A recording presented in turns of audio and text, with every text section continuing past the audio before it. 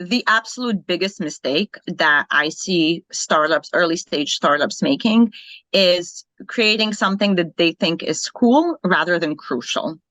It's like a lot of them, especially in AI, you see they have what they believe is a phenomenal product idea, which it very well might be, but there's no necessarily market data to back that up. So it's kind of the reverse of how things should be working when you start a company. Is first you identify a market gap, a market need, and then you develop the product to fill that need.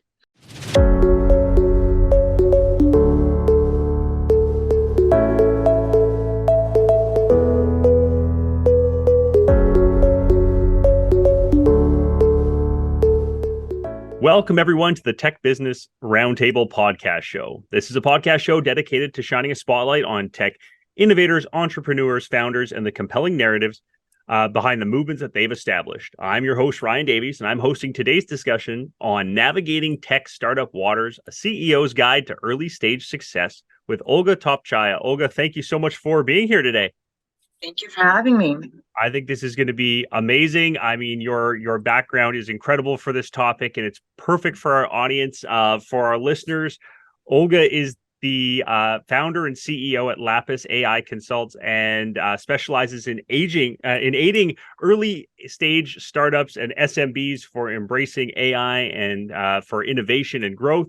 After a vibrant decade-long journey in diverse marketing roles, she's transitioned into the AI domain with a career focused on collaborating with startups and SMBs. Olga possesses an intimate understanding of their unique needs, and that inspired her to establish Lapis. And she currently enjoys the equally rewarding role of being a new first-time parent with running a business. It's really running two very different things there, isn't it? But somehow at the same time, both require all of your time and attention and energy. So I think that's incredible. And I'd love to just kind of dive right in here a little bit to talk about sort of AI innovation and how, you're really able to help, different organizations and different people guide that through those early stages and into startup success. What I'd love to know, help color up that background a bit more for me, and what led you to found Lapis Consults and inspired you to focus on kind of assisting at this level. Sounds good. So how I got here, I had to go on parental leave way earlier than I thought. And then by the time I got back, I was coming back in just like the worst tech recession since the early 2000s.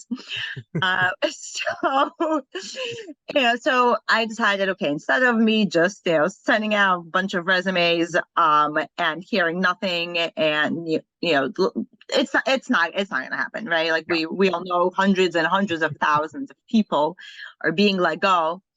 Like, all right, let me take a beat here and like hang out with my baby. And it was at that time that I discovered AI, generative AI specifically. It was before the ChatGPT boom.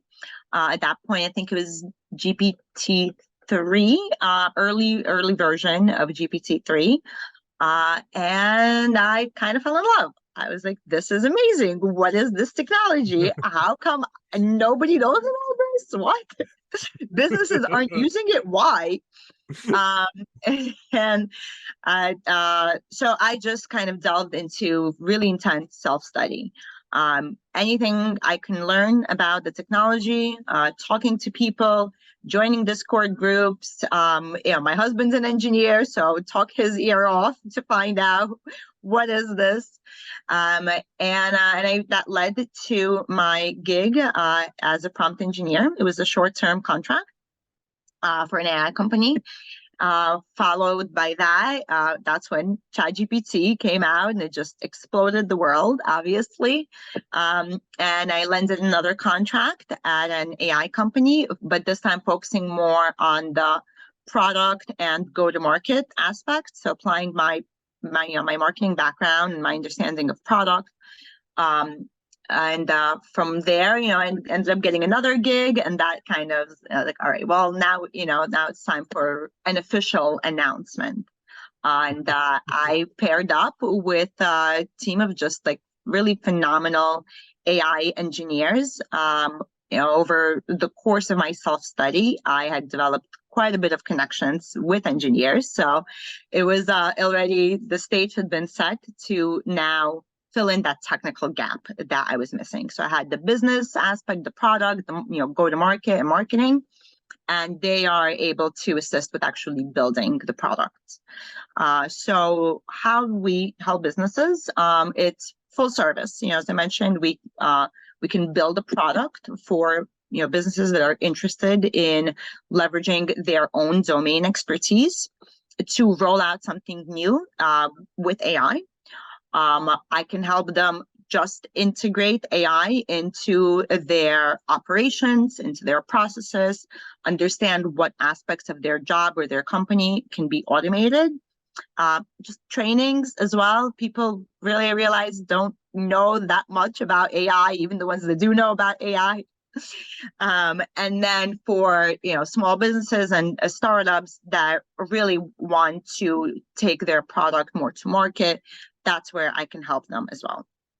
I love that. That's I think a perfect kind of introduction into what you do, and I'd love to dig a little bit deeper right at that point. With early stage startups, let's talk. I mean, the challenges are kind of countless, right? There's so many things that they're doing, and they're trying to balance everything, right? And I think that's again what you can bring to the table. I'd love to get your impression on some of maybe the common hurdles that you've observed for these early stage startups.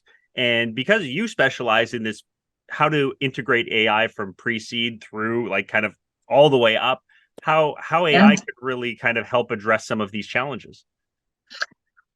So the absolute biggest mistake that I see early stage startups making is creating something that they think is cool rather than crucial.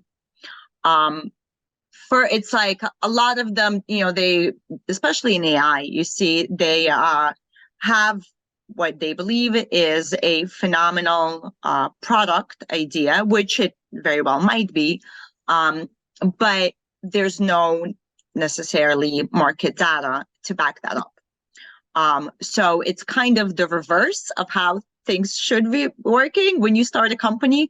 Is first you identify a market gap, a market need, and then you develop the product to fill that need. A lot of startups I see just kind of going about it the other way. They develop a product and then they try to figure out who would want that product. For some companies it works, but for most it doesn't. There's a couple of essentially like exercises that you can run in yourself, very quick tips I can give you. So for example, you can run an immediate relief test. What that means is if your product was aiming to solve some kind of a problem, what immediate relief would the customer feel? Okay. If it's automated customer support, will it reduce their customer service wait times? Right. That's an immediate relief. You can look at the day in a life scenario. How are people going to be using this product on a daily basis? If you're like building a health monitor, don't just like list out its features, but what solution, what problem is it solving? And there's a bunch of these, little tests that you can kind of run through to make sure that the product isn't just a cool product, but it is actually going to stick around because it's something that people need. It's going to help them solve some kind of a problem. And how AI can come into play is there's a lot of ways, but market research is a big one. It's now you can connect your own data. You can connect various APIs to start making those analyses. right? So you're not just relying on the large language model itself. You can actually connect it and start generating real insights. What are people saying? What do they need? What are the issues that they're being faced with? So market research is really a big one, even just from the get-go. You can create very customized personal messaging in trying to reach out to early users. And if you're really early, you're looking to get funding, then some of the things that investors are going to look at, they're going to look at the team, who are the people that are actually running the company, creating the company, but they're really going to be looking at usage and engagement and recurring engagement. So you want to pick people carefully who are really going to fit that need. So you're not just wasting your time trying to go after people that are not going to do anything for you. And you would probably start with like an early alpha launch. I wouldn't even call it a beta launch, because this is the part where you're really trying to hone in on your MVP and focusing on those core offerings instead of trying to include this feature and that feature. And I see, companies get stuck in this like endless feature phase as opposed to go and ship, right? Like build the thing, ship it, and then iterate.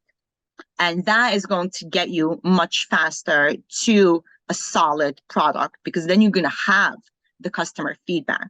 So really distinguishing the MVP from like a full-on product platform.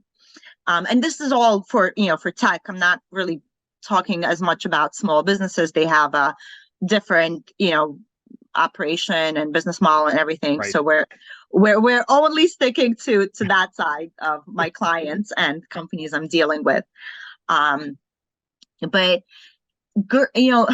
depending on your product, you might have a very, very high ticket item, in which case you maybe need less users to show engagement, or you might have a lower ticket item, and so in that case you're going to need to bring on more users. But to get those early users, you can start with just within your own team, within your own network. You can use AI to create those customized messages. You can use it to help you create your ideal customer personas after that. It's become really, really great at like answering questions and offering advice. Didn't realize that it would get there so fast, but in many ways, you can definitely do it, and especially if you're solid in prompt engineering, and that's something that we also help with. You can program it, right, to behave in a certain way. You can give it some baseline information to help you develop those customer personas, navigate that area. And then just automate things. You're doing a million things. I'll give you an example. Like when I was starting my company, part of the reason I was able to get up and running so quickly is because I went and created a website using AI. And it was fast. It wasn't perfect. It was far from perfect, right? But it was done. It was done, and it was done within 15 minutes. And then from there, I was like, okay, you can add this image and add that image and this page, and it's better. But I had something. I had a face, quote unquote, right? Like I wasn't just, Olga Topchaya, right? It was Lapis Consult, and we had a team, and we have a product description that we can send potential clients to, not just my LinkedIn profile. So these are some of the kind of things, when you're really early stage, you'll have probably more resources as you get farther along. But a lot of things, you can also use, have less resources now. So you don't necessarily need to have a team of 10 engineers. You now have Copilot, so they can do their work faster, right? You can hire maybe even like some of them can be less experienced depending on your needs. In like our case, I actually need very highly experienced engineers because it's AI is a new field. They all specialize in AI. So my case is a little bit different. But some other companies, maybe you don't need, 10 like mid-level or entry-level engineers. You can hire a couple of solid engineers and they'll do their work for 10 engineers using Copilot.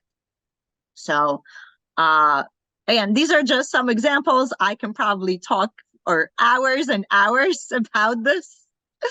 So I was going to say, I mean, like, there's so many that you could go, we could continue to kind of dive through. And I was going to, basically say, like, are there specific areas where AI tends to give the most impact for startups? But, I think you've talked a lot about that. Maybe what we could shift to is, so how do you see, optimally how startups can strategically adopt AI in their operations and, to foster growth and product development and all of these areas? Like you said, I guess it depends on the stage where you're at, though, right? Like if you're pre-seed, it's a very different story than somebody who's in Series A or further in terms of that conversation. Exactly.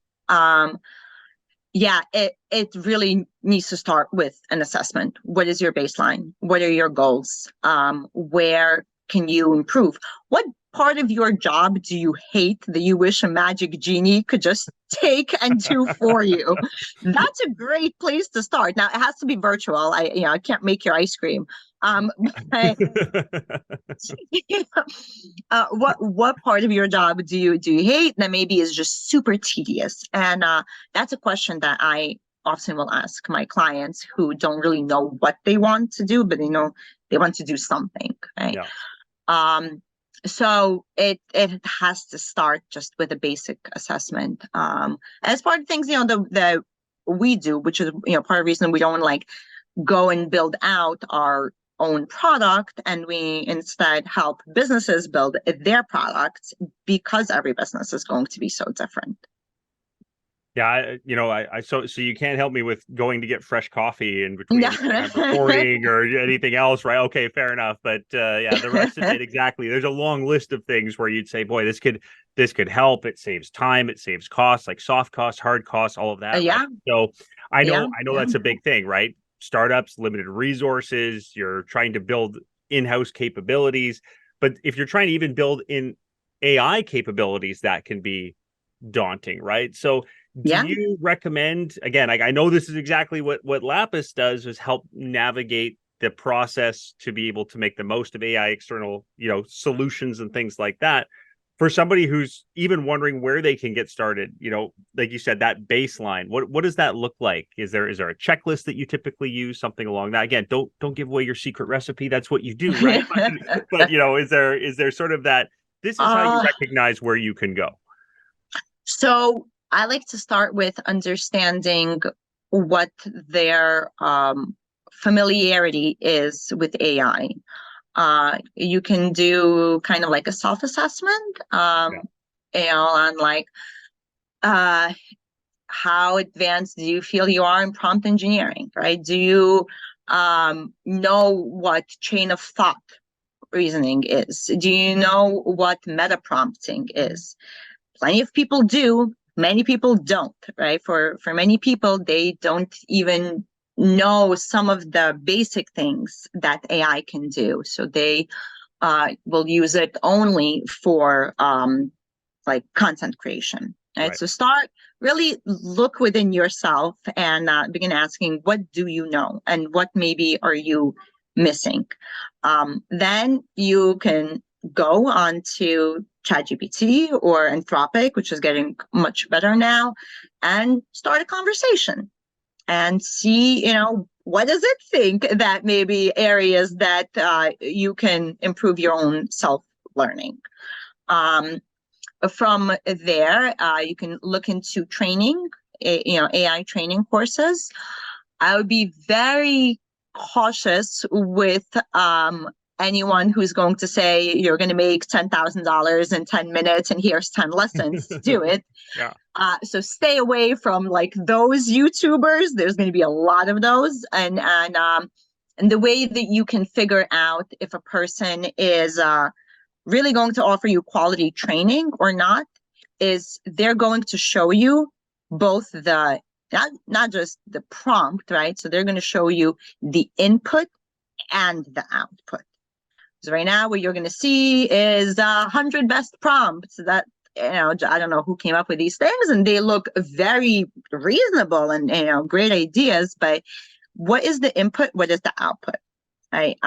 So those are ways that you can get started to even just begin to explore. Ask ChatGPT what can you do? Right? What are you capable of? Go and look at recently OpenAI made some new announcements, right? So see what these big dogs are announcing and what the capabilities are. Amazon, OpenAI, and Anthropic, and Google Bard, all very recently released very advanced capabilities that a month ago or so were just, not only would I not think that we would be able to do it, but like there were whole entire companies based on creating these kind of services. Okay, so those are some ways that that you can get started. And I think given the diversity of startups and different business models and things like that, do you recommend customized AI strategies for different industries and stages of growth? Like I'm assuming, again, from your expertise, it's not a one size fits all, correct? Exactly. Yeah. You can use like, other companies' experiences for inspiration, which is always great. But it has to be a customized strategy. There's almost like no even best practices, because it's so new, right? If, we go back to like marketing, which I was doing for a while, at least, that also is going to be obviously customized to every company, but you will have like some best practices, right? Here, there are no really like sustainable best practices, right? What's a best practice today does not apply 2-3 weeks from now. So it has to be very fluid. You have to accept the fact that whatever it is you're going to do now is going to be different in a month. If you want to play in this game, you need to be flexible. And that, I think, is where early stage startups and small businesses are actually really uniquely positioned. Because they can just change in a moment's notice.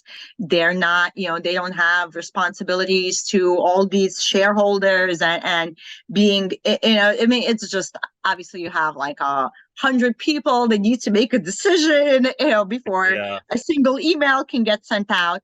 So I think in that way, startups are really going to soar if they can embrace that flexibility. Yeah, I think it's always the hardest thing, right? Is change management, and that, like you said, when it's a startup, the smaller you are, the easier it is to change something and pivot on a whim or on a dime, or because you see something. Pretty hard to say we're implementing this and we're going to go and this is going to affect 1,500 people in a company, and we'll hope it works. If it doesn't, well, you can't really backtrack and get the adoption and everything else. So that's just incredibly crucial from that perspective. I think one of the big things, again, for our tech business audience here, a lot of them, again, they're involved in tech. They understand it. This is their world, but there's still this, kind of fear mongering going on around the ethical considerations that AI brings and all of that. And I think that's probably part of the reason why some people might be hesitant to bring it in. But like that's crucial. So how do you guide startups to ensure, this responsible and ethical use of the AI technologies in their products and services and what they're looking to do? Yeah, absolutely. I'm really glad that you brought that up. So I will start with saying that there is now new legislation that has given some guidance, and Europe passed their own act, and the Biden administration, U.S. here, passed the executive order. You can feed it into ChatGPT and have it give you a summary. So it's a start, right? But it's only a start. A lot of it, when you read it, is like, okay, we plan to have a plan kind of thing. Right. So it's a start. And for ethical purpose, it's essentially anything that's ethical. Do no harm, right? That's how you can summarize, all the ethical. Do no harm. So you can take certain precautions to eliminate biases if you're creating your own product. So there's a methodology called retrieval augmented generation, or RAG, in which case you can feed your own documents into it. You can say, okay, respond like this. This is what I want you to say. This is what I want you to do, using only this knowledge base, right? And if you don't know, say you don't know. So that is now a methodology that is available to us that was not necessarily available beforehand, right? Being transparent with users on how you are, using their data, right? If you are collecting any kind of data. And that we already, are, I think, companies are already more accustomed to it, over the last few years that we had GDPR and CCPA, right? We have all those, laws already in place. So keep, thinking about that, right? It's the same kind of mindset. To be completely blunt, will AI take some jobs? Yes, it will. Yep. It's more likely going to take jobs from people that are not very good at their job, but the people who are good at their job, who can make use of the technology, they're going to be just so much better because they can do so much more. You want your employees to know how to use the technology, because then you can make them better. You can guide self-development. You can guide better decision making. That's great, right? Like that's great for business. You just being able to do more. And then in terms of the fear aspect, which is completely understandable, like this technology, it was just almost like sprung upon us and we had no warning in a way, right? Like except for the people that were in AI, and so it just got so quick, and just like exponential evolution. It's completely understandable that people are are afraid, but one way that I urge people to think about, and I actually just co-authored an article on this, like yesterday it was published, is a parent-child framework. Now, I'm not, not to say AI is, in any way sentient or anything like that. No, that's not the case. That's a whole other series of episodes. That's a whole, yeah. We're not doing that. It's only for a practical way of how you can think about the technology. It's not your nemesis, right? It's a thing that we created and that we need to be responsible in, quote unquote, raising, right? It's been in the process for a long time. The catalyst, right? This boom happened only recently, but AI and ML has been around for a very long time, right?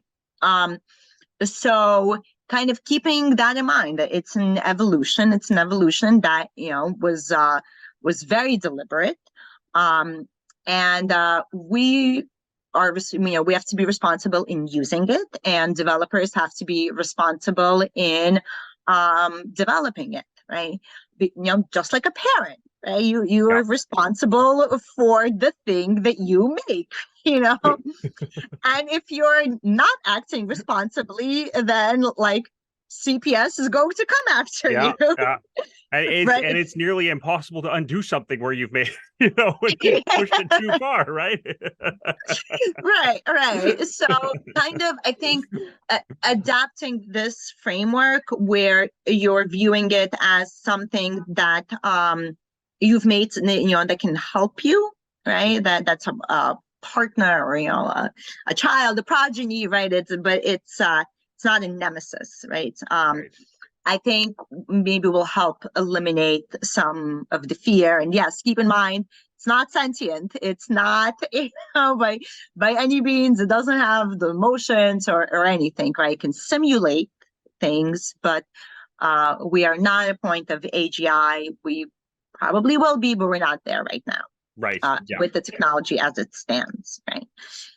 Uh, Sorry? no, I think that's pretty. I think it leads into a great kind of outro question here as we're kind of shifting towards the end of the episode. Is what role do you see, foresee AI playing in the future of startups, right? And really, how can early stage companies best prepare to continue to integrate AI into the business landscape?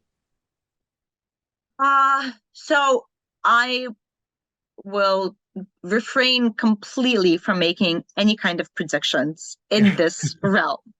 It is impossible. Yep. I even the big dogs don't know. Mm-hmm. Um, and we're probably fairly close to AGI, that much I can say. But beyond that, I don't know. The best way to prepare is to plan for change.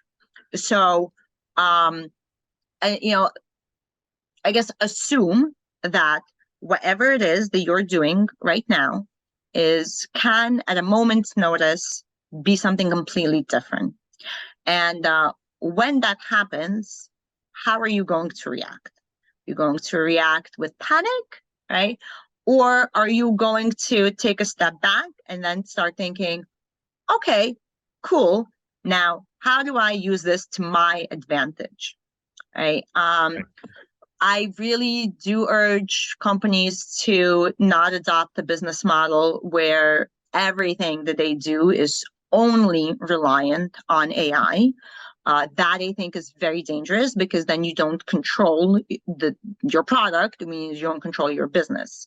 So I would say establish your domain. Right. If your domain is in construction, in like like tech, right, in the tech side, right, or like automation. If your domain is in health tech, if your domain is, fintech, right, that's where you're playing in, and start thinking, how can I shift that business side? E-com is also like a great example, right? If Yep. things are beginning to change, you see where the winds are blowing a little bit, right? You see that things are kind of going in the like assistant side, right? So start planning for change in whatever scenario that may be.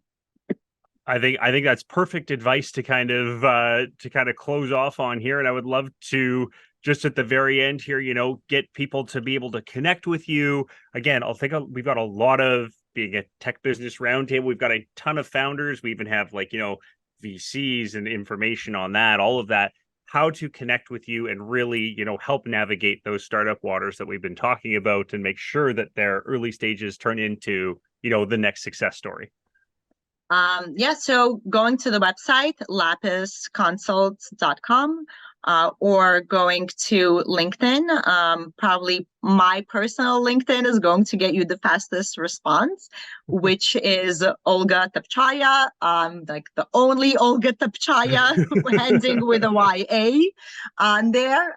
So you can reach out to me directly, or even send me an email at olga@lapisconsults.com.